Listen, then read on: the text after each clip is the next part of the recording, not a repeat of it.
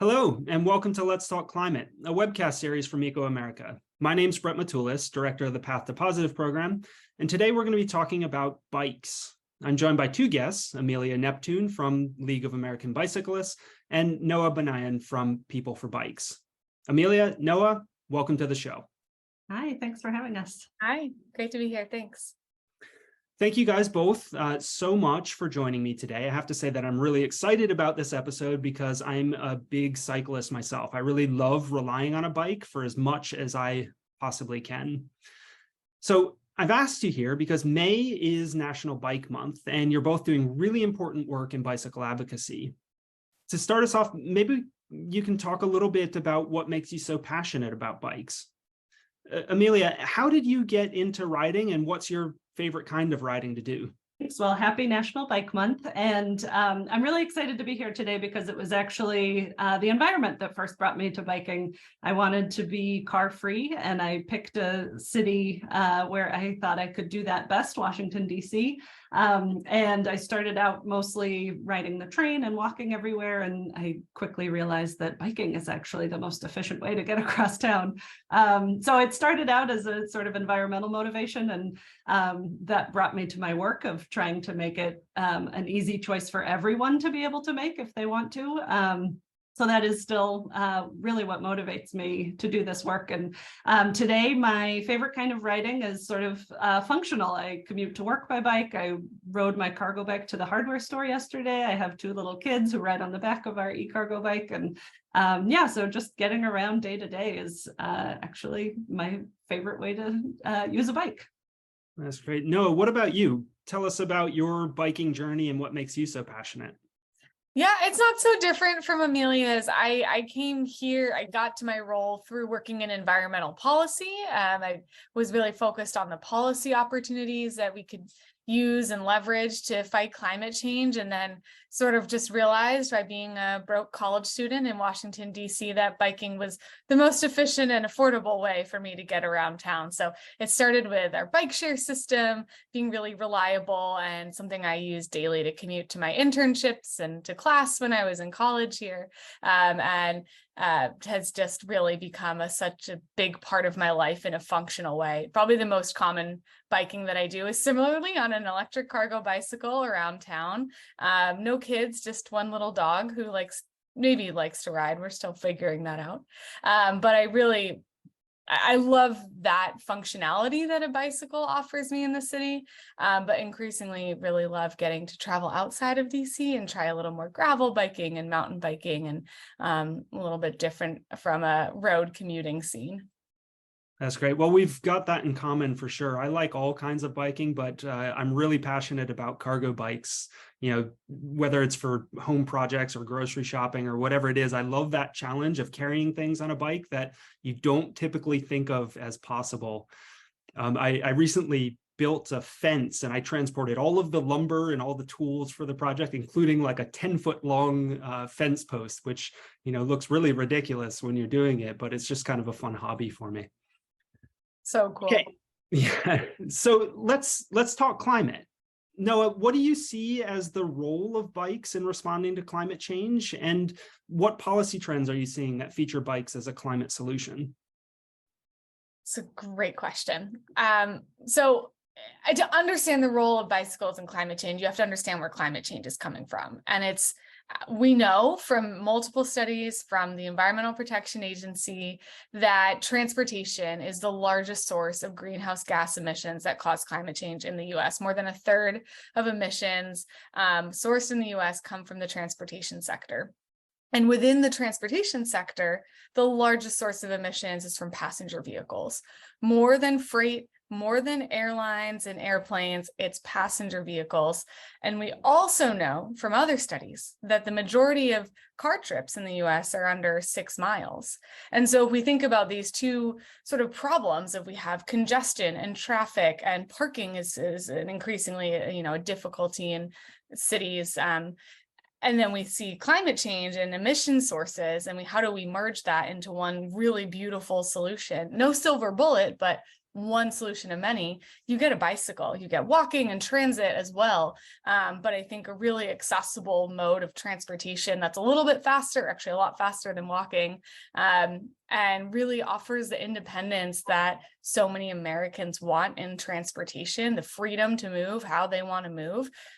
A bicycle is really sort of this simple, clear, affordable, low-cost solution, whether that's a decision you're making for yourself as an individual or your family, or if you're a policymaker thinking about what are sort of the lowest hanging fruit of climate solution policies that you can implement in your community, finding ways to make it easier and safer and more accessible and affordable for your constituents to ride a bicycle for transportation and replace short car trips is probably one of the best, fastest, and most low-cost climate policies that you as a policymaker can implement and fight for. So that's the sort of cycle that I look at it in my world.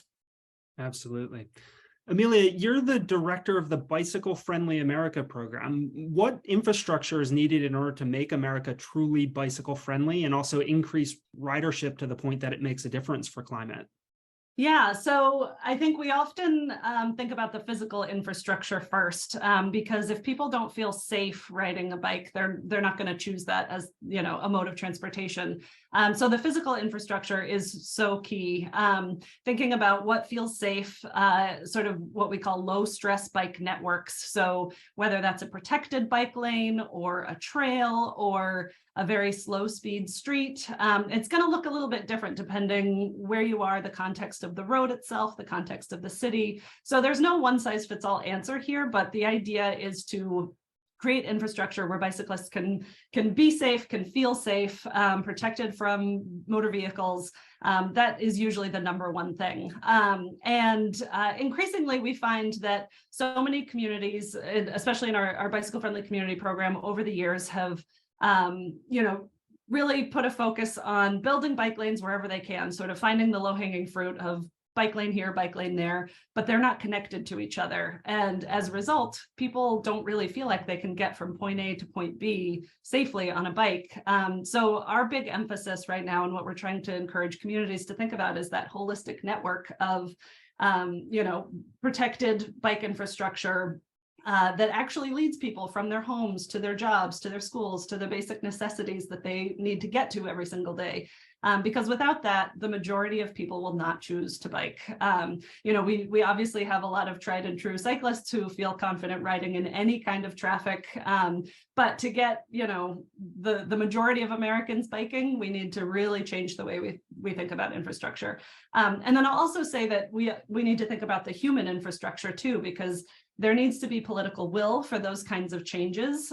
So thinking about how people get access to a bike is, are there bike shops in their community? Is there bike share? Are there events to introduce people to biking? Are there classes to teach people the rules of the road and how to safely navigate on a bike? So thinking about all of those other things that support and hopefully lead to the community having the demand to build that infrastructure is just as equally important. Places to park your bike when you get to wherever you're going, all of those things. So it's a big picture question, but I think that physical infrastructure is, often both the starting point and the ending point of this conversation, because it's really key to getting people to choose to bike. Absolutely. I think every cyclist, when you're talking about the interconnection of the bicycle network, every cyclist has had that experience where they're riding along in a bike lane and suddenly it ends and you're in the middle of a busy road. Okay, so, we're all strong advocates for bikes, but how do we know this makes a difference for climate change? Noah, how do we know these ideas and policies will actually reduce emissions?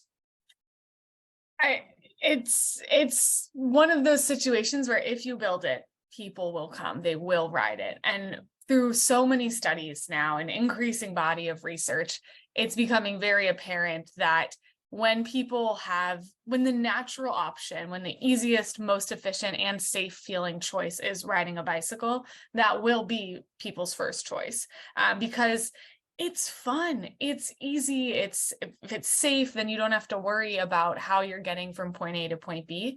And so that's turned into a lot of research showing the amount of car trips that bike trips can replace. And especially with the, advent of electric bicycles that make the act of bicycling even easier for more people in the US and across the world.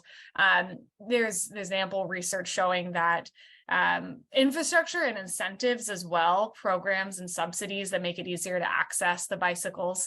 I like to think of them as hardware and software working really well together. You need the system of the infrastructure, and then the hardware programs like incentives and bike to work days and events, and that get people actually aware of the program that they have available. And so we're seeing research that shows a 15% increase in mode shift to electric bicycles. So switching from car trips to e-bike trips would lead to a 12% reduction in greenhouse gas emissions. And that is super exciting to see, as so many cities and states, and even a proposal federally, are looking at how do we incentivize electric bicycles as this extraordinary tool that we have to get even more people riding bicycles who wouldn't otherwise consider maybe riding a bike. And so that's what we use when we're lobbying and advocating for infrastructure and incentives. Is this isn't just a fun, cool idea for those of us who already really like biking. This is truly, we have the research and the data, and now a lot of pilot programs around incentives, especially showing how these programs do lead to emissions reductions by replacing car trips. Importantly. So, we've talked about the infrastructure and the policies to support this. And you mentioned as well, Amelia, about, the importance of the social infrastructure. It's really important to talk about increasing ridership. So, how do we get more people riding? So I've got a two-part question for you related to National Bike to Work Day. What can experienced riders do to help new riders discover cycle commuting? And what can employers do to help biking to work be an easier option for their employees? Yeah, I love both of those questions. So I think experienced riders, a mistake that we sometimes make as experienced riders is forgetting how it can feel if you're a little bit intimidated by biking. So thinking about how important that empathy is of taking yourself back to the first bike ride you took as an adult. If it was, if for a lot of people there was a break, they rode as a kid and then they didn't ride for many years, and it can be a little intimidating. So thinking about how to really ease people into it. So maybe it's helping a coworker map out the lowest stress route from their home to their job, or offering to meet them, somewhere in their neighborhood and bike with them, because riding in pairs or in groups can really help someone feel a lot more confident, a lot more safe. They know they're not going to need to worry about navigating, figuring out the map if it's a new route, those kinds of things. And also just the confidence of feeling more visible if you're in a group, that can make a really, really big difference. I also think, really simple things like people often mean well when they stop and say, oh, your seat is too low, or, this small mechanical thing could be better about your bike. Thinking about how to sort of build an inclusive bike culture without, making people feel judged or like they don't belong in a space like a bike shop or, a group bike ride. Those kinds of comments can really go a long way, figuring out how to say that in a way that makes somebody feel welcome and included, while also, obviously if you're pointing out a safety hazard, you want to make sure you get that point across, but does it really need to be said in the way you were going to say it? Those kinds of things can really matter. Thinking about individuals and sort of how you're making bike culture feel to somebody who's new to riding. And then for the employers, there are so many things. One of the programs I run is our Bicycle Friendly Business program. And for those, we encourage businesses to think about things like bike parking and end of trip facilities. Do you have an air pump to help somebody pump up their tires before they head back home? So again, those sort of physical infrastructure things, the actual location of the business can make a big difference. We've had BFBs that move their business downtown to be in a better location, but not every business can do that. So how are they advocating to their community to make improvements as well? But then things again like those social events and classes, you can bring those kinds of things into your business. So having a really basic incentive, like every mile you ride to work, you get 10 cents, or if you're a shop, you get some credit, store credit.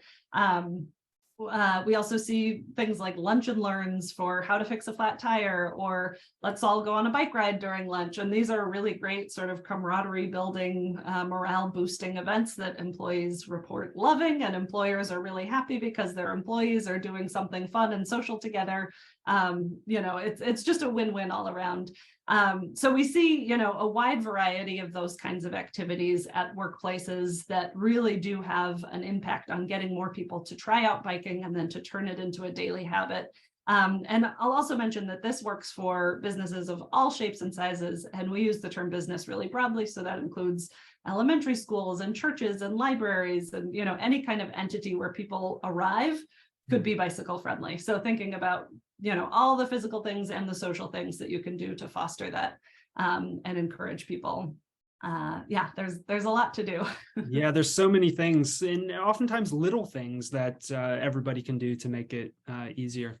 So the last thing that I want to ask about is advocacy. Noah, what can people do to advocate for bikes and climate solutions in their communities? I will definitely answer that. I just want to highlight, because Amelia did such a great job of explaining how bike to work programs are so effective. PeopleForBikes actually started a bike to work, or a bike incentive program for our staff. We're about 35 people, I think. And so we get paid $4 per bike ride. It doesn't have to be a commute. We just have to track it through our app, RideSpot, which is a great tool for any other employers that are looking for ways to track and incentivize bicycle riding. And I can tell you that I definitely choose my bicycle for more trips now, because I'm like, wow, this $4 off the lunch that I'm about to go buy for myself. Like, that's a pretty good deal. And then at the end of the year, they will actually double the incentive for us if we spend that money and show receipts in the bicycle industry, given that we represent the bike industry. So that's one creative way to do it. I love that as an idea. It's pretty fun. And so advocacy, this is, I think, so important, because there will always be people who choose to ride for their own benefit and because they can, and that's great, but that doesn't really change the narrative that we're trying to change when it comes to getting cities and states and just across the country more bike infrastructure, more access to bicycles, and like Amelia said, growing a culture of safe bicycling and camaraderie in that. And it's figuring out what are the issues local to you, and say there's a specific fight for a bike lane on a busy corridor in your community, or is it trying to just get involved with your local bike shop and what their group rides are and what activities they're hosting. There's probably a local bike advocacy group or a livable communities advocacy group or even a walking advocacy group where you live, because those are really prolific and they do incredible work. Of course, Amelia and I are working at a national scale, and the league and PeopleForBikes do a lot too, but it's work that we couldn't do without the information and partnership with local bike advocacy groups at the city and state level. So it's worth a Google search to figure out what that group is if you don't know, and then getting involved, looking at their events, and then just staying informed. Once you're sort of on their list, you'll hear a lot about actions you can take, whether it's writing a letter to your mayor or your senators. We send a lot of action alerts. I know the league does too, to our email lists of advocates saying, this bill was just introduced and we're trying to build co-sponsorship or get it, voted on in committee. So lending your voice to those campaigns is super valuable for us in DC, who are doing the lobbying at a federal level, which is just federal advocacy. But finding ways to get involved locally really, I think, opens up opportunities to ramp up your advocacy if that's what you're looking for. Absolutely. And Amelia, I want to give you a chance to answer the same question. What can people do to advocate for bikes and climate? Yeah, I think Noah really hit the nail on the head with that. Supporting local advocacy groups, finding your local advocacy group, whether that's going on their ride, joining them as a member, signing up for their action alert, all of those things, yes. And then to her point as well, the federal work, it's all really interconnected, because some of the policy work that we do, both of our organizations, is trying to increase the amount of federal funds that trickle down to pay for the bike lanes in your community. So the more you can show support for these kinds of groups, even if it's just adding your name to the list so that they can say, look, we represent, this many tens of thousands of bicyclists in our state. that really matters. So look for bike advocacy groups at the local level, the state level, and the national level that you can support. I'll also say I find riding a bike to be a really important form of advocacy. Showing up on, in spaces, and having obviously arrived by bike, or telling the shop owner, like, thanks for having good bike parking. I was able to ride my bike here and I supported your business because you had XYZ bike, facility outside your business, or, those kinds of things. Just making it be known that you appreciate those things. For local businesses, for your local city council, mayor's office, those sorts of things, just sort of speaking up as a bicyclist and encouraging your own employer, or, whatever other entities you're involved with, to do the same, I think is really important. So yeah, we appreciate everything every bicyclist does, but I think just the simple act of riding a bike and being seen out on a bike is a underappreciated form of advocacy that is really important too. Absolutely. Well, thank you both so much for your time. It's been a really wonderful conversation. I wish you both a very happy Bike Month. And to our viewers, thanks for tuning in. Engage with us using #Let'sTalkClimate, and be sure to subscribe and follow for the latest news and updates. From all of us at ecoAmerica and Path to Positive, thank you. Bye for now, and see you soon for another episode of Let's Talk Climate.